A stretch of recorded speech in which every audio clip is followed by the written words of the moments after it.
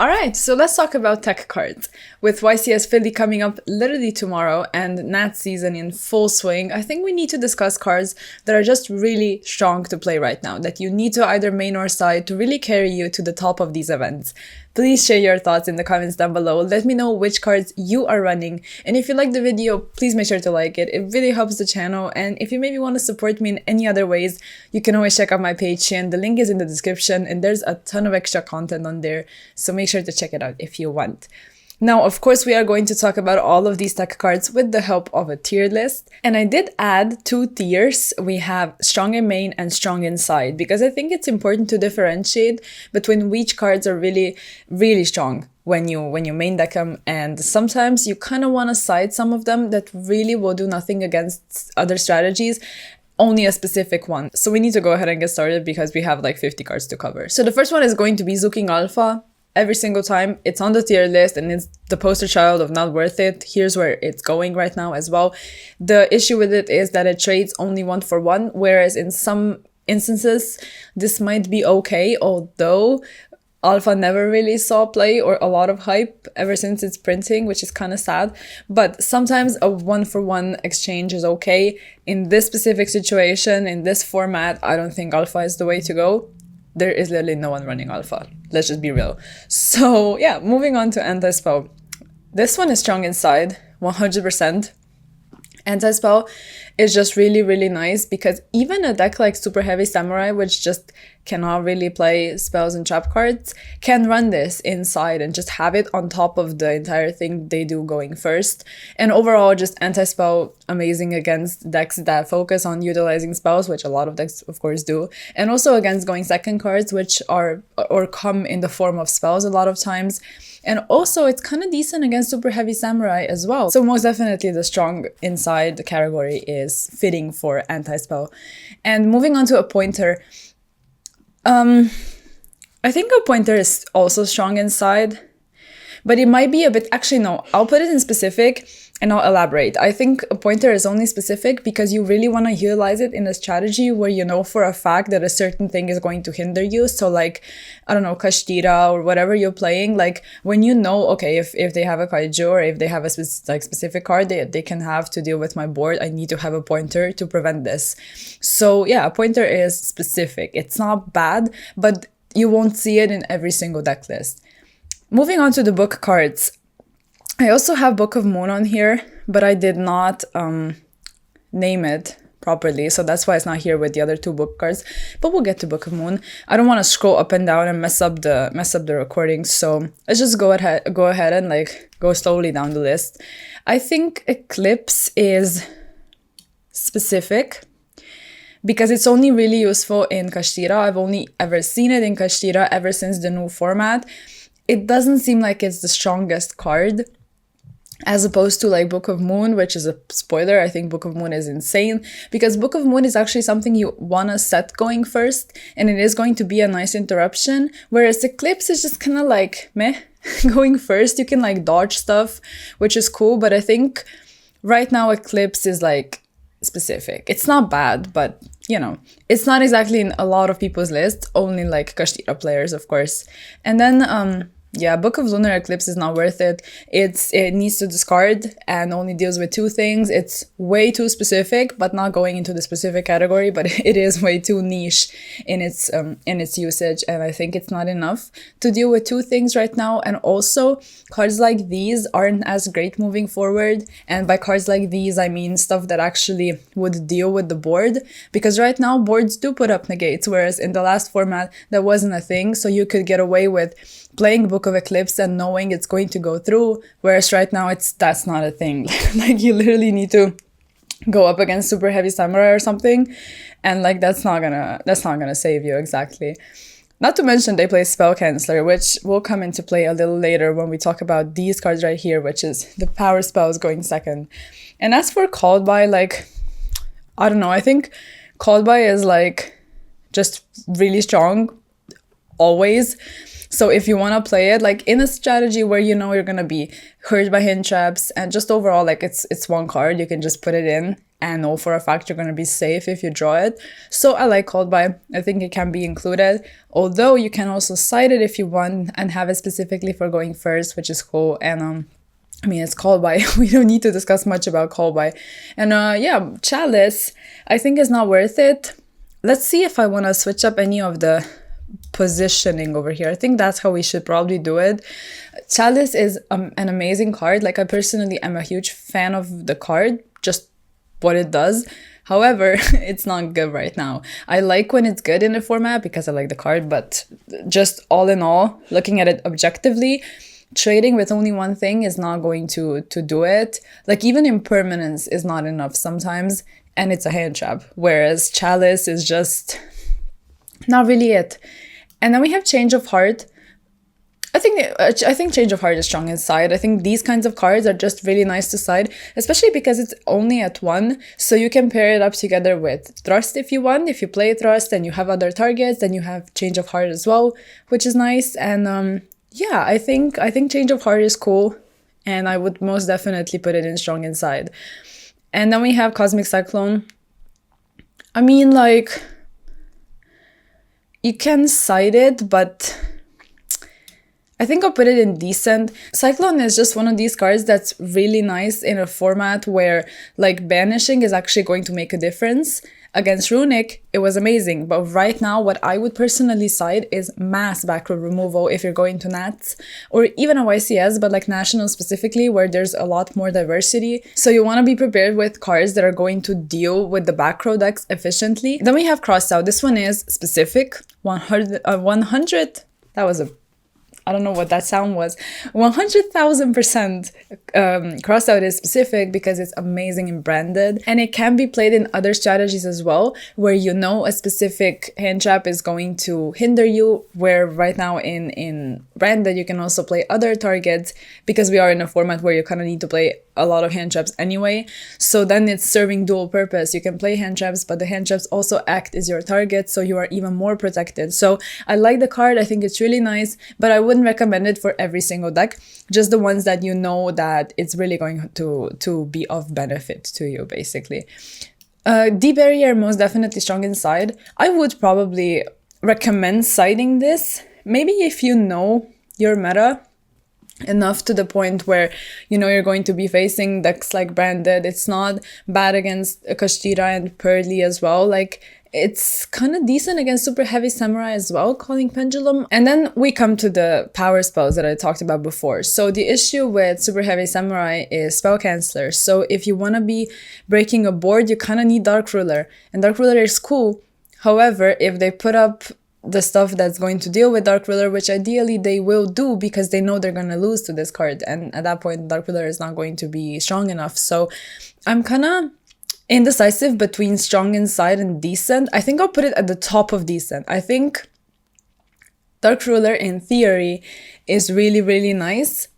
And it also does have applications across the board, which I like a lot, because like I said, the meta is going to be quite diverse and you might be facing like a random rogue combo deck or something. Actually, I think I'll put it at the bottom of strong inside. Then we have Dark Hole. I mean, I think Dark Hole is like decent. Dark Hole is always just decent. There are metas in which Dark Hole and Regeki and stuff like that is really, really strong. And Regeki, I think I'll just put in not worth it, because you cannot play these types of cards in boards with a ton of negates, just like we already mentioned. And right now negates are everywhere. It's very different from the last format. So also another thing, your main and side deck are kind of tight. Like, you need to play a ton of hand traps already. So then when you come to the tech cards, you kind of have like 2, maybe 3 play sets, your main and side deck combined, to just dedicate to like board breakers and these types of cards, not necessarily hand traps. So at that point, I mean, I don't really see putting Regeki in as something I would do. So yeah, the next one is the Ruma Karma Cannon. I think this one is specific. It's really, really nice in 2 situations. One of them is you're playing Labyrinth and you're just chilling and playing the Ruma Karma Cannon, because the card is good. And the other situation is I've seen it in Purdy together with Thrust and also other targets for Thrust, which I also like because it's nice going first as well. So you have something to set if they don't put a monster up. So I really like this, but of course it has to go into specific because like not every single deck is able to actually utilize it. But I do think the card is strong just in itself. So if you wanna play it, if you play that type of strategy, I would recommend it. And then we have Dinkoseka, you know, not worth it. Like, we can put it like at the top, like near the top of not worth it, because if you know your meta and there's for some reason like a ton of trap decks, you can play it. But even Labyrinth decided to shotgun skill drain in some instances, so it might not be as great. Yeah, I don't know, not worth it probably. And then we have D-Fissure, we have Macrocosmos. And these cards, like, I'm almost tempted to put them in Bruh. It just doesn't really make sense. A Rise card is a thing anyway. No one is going to play these cards on top of it.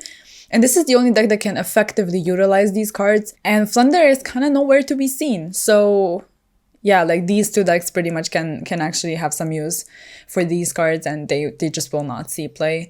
And, yeah, moving on to Droplet.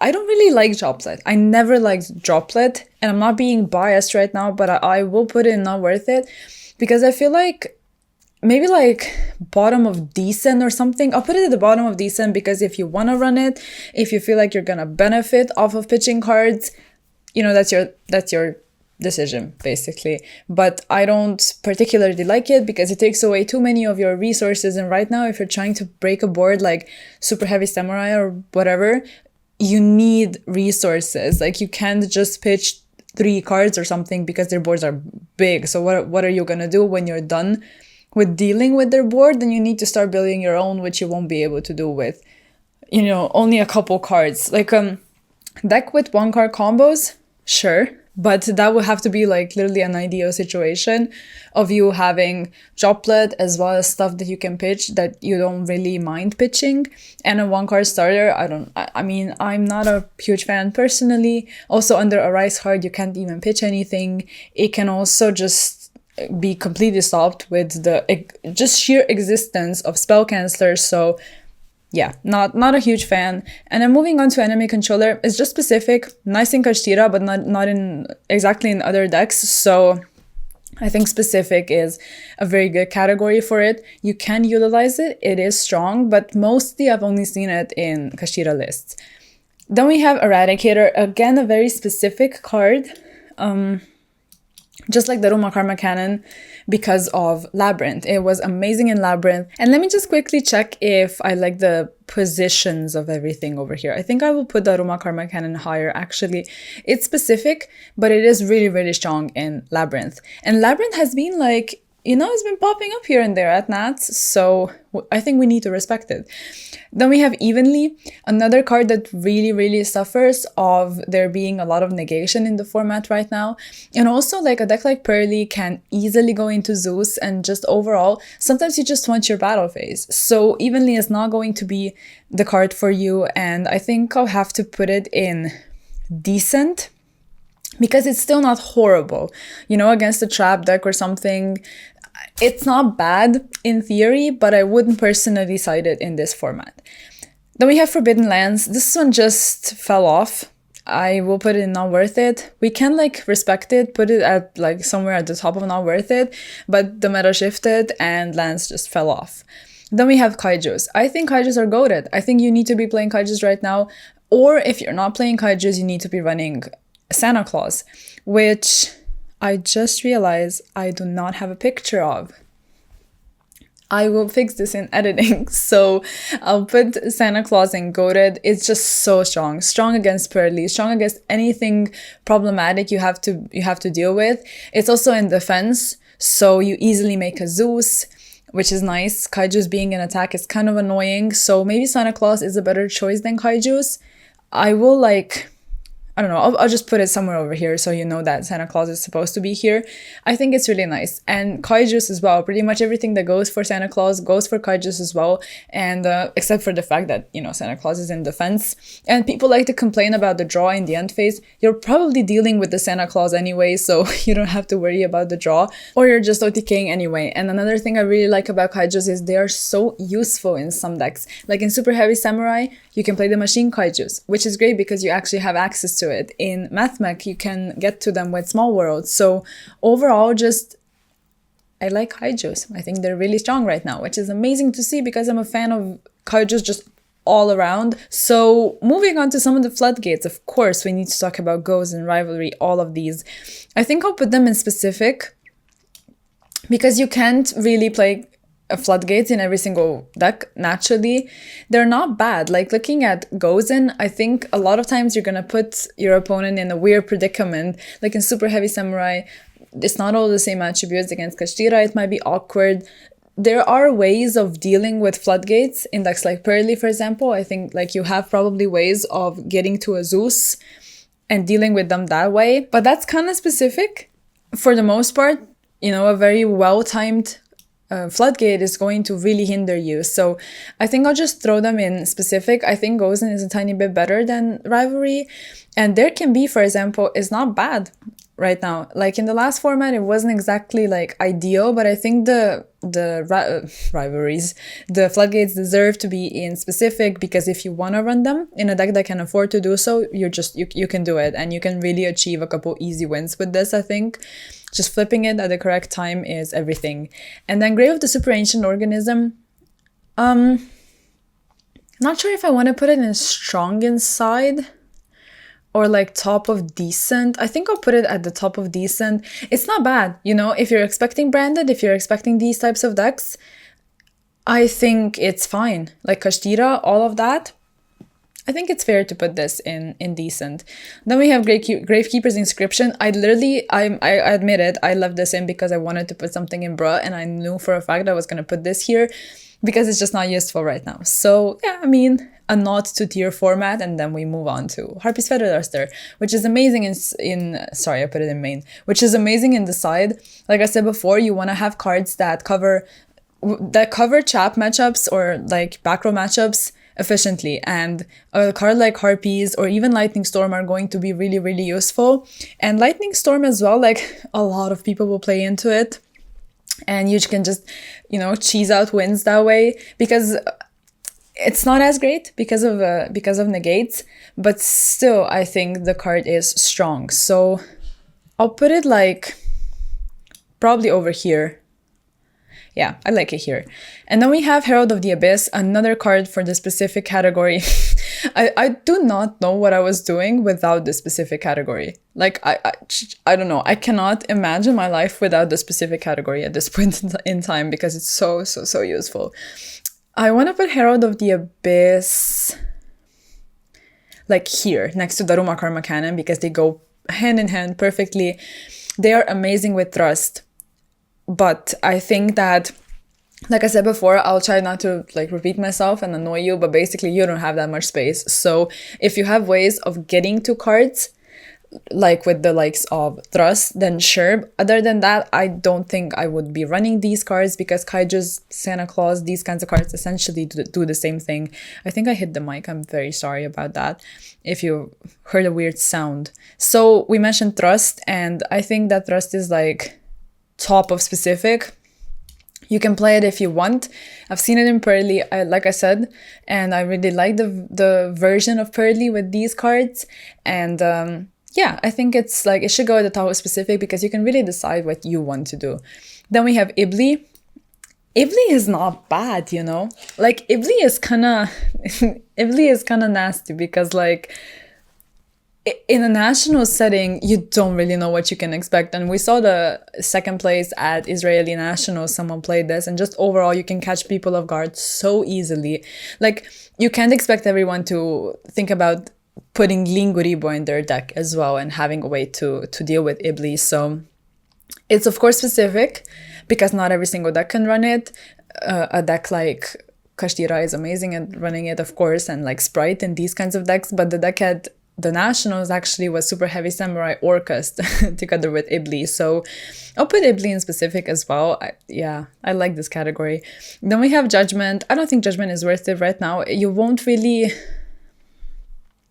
Like, Judgment is always going to be decent, right? It's a decent going first card if you want to have it, but I think that you have so many ways of going first anyway.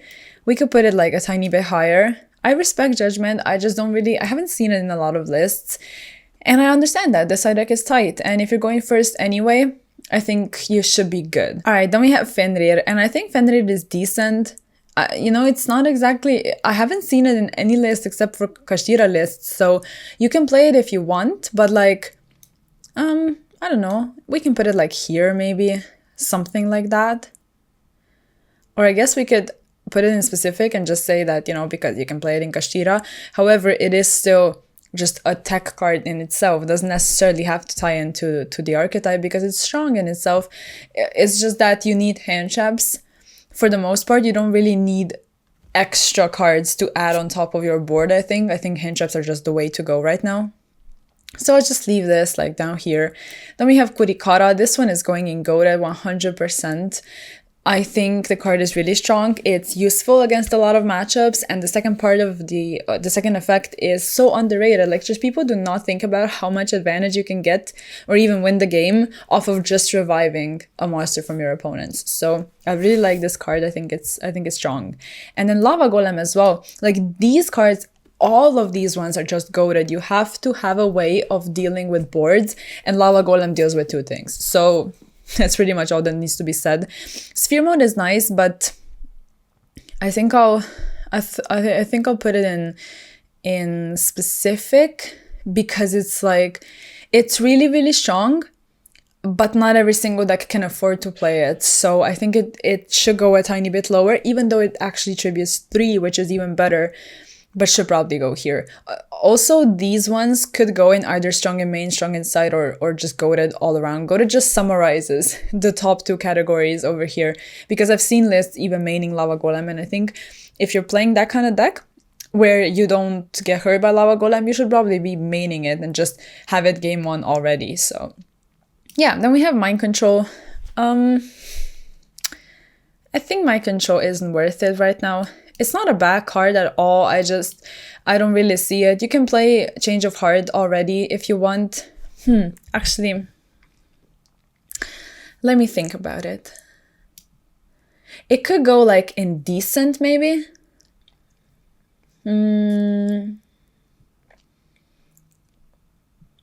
Like maybe over here. And then you have like another card that deals with something on the board. It can be a thrust target, which is not bad, but I just don't think it's as great as Change of Heart, so should probably be here.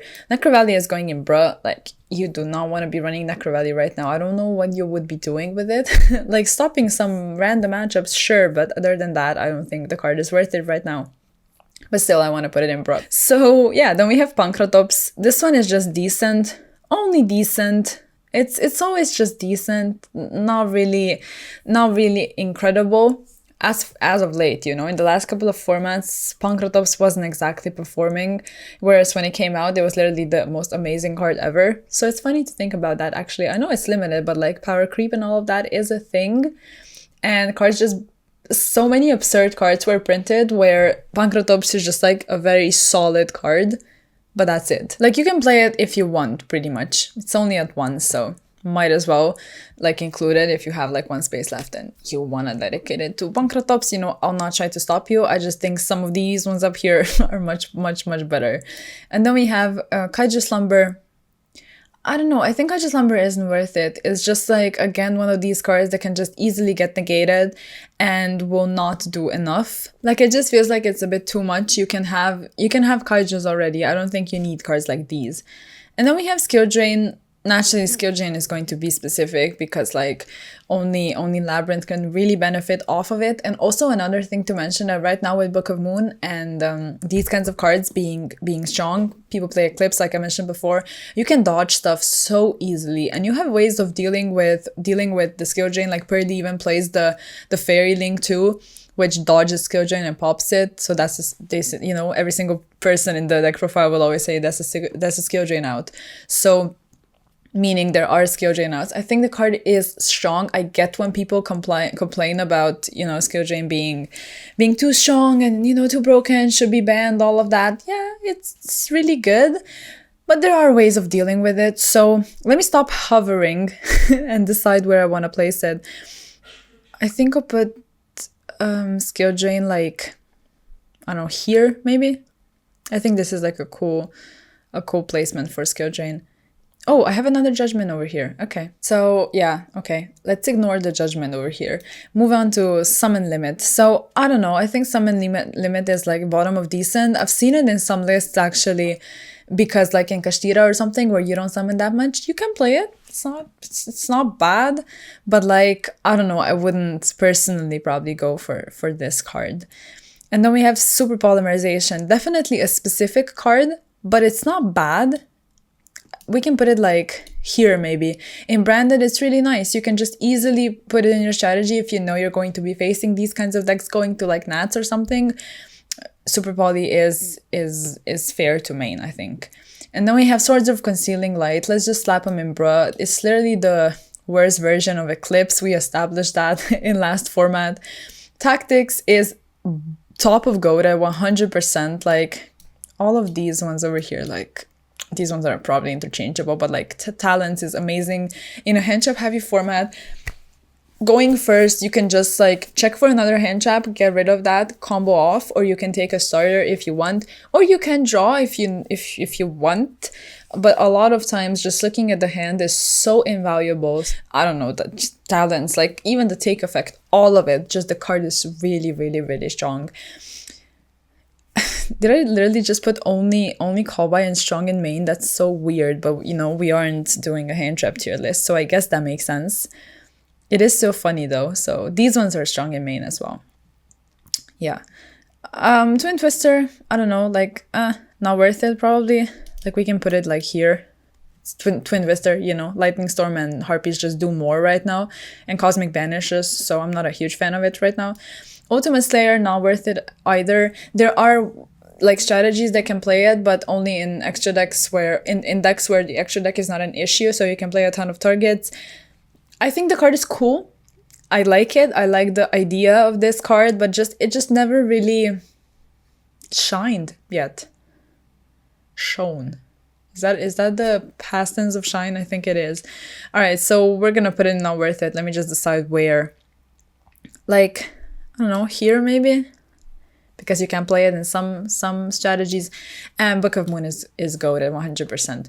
So these ones basically like could go in strong in main as well. Like I think Kaiju's could be main decked, like I mentioned in some strategies. Kurikara can be main decked. Lava Golem can even be main decked, but it is a bit specific. But I still wanted to like respect these cards enough to put them in goated. So with that, hopefully you enjoyed. Hopefully this tier list makes sense. There is a ton of tech cards and, you know, all of these ones in specific, you can really decide for yourself what you want to do. These ones are really nice to side. Some of these ones can be put in your side as well because they are decent. I think it's cool. I think I'm satisfied. Please share your thoughts. And yeah, if you like the video, of course, don't forget to like it. And I'll see you guys in the next one. Bye.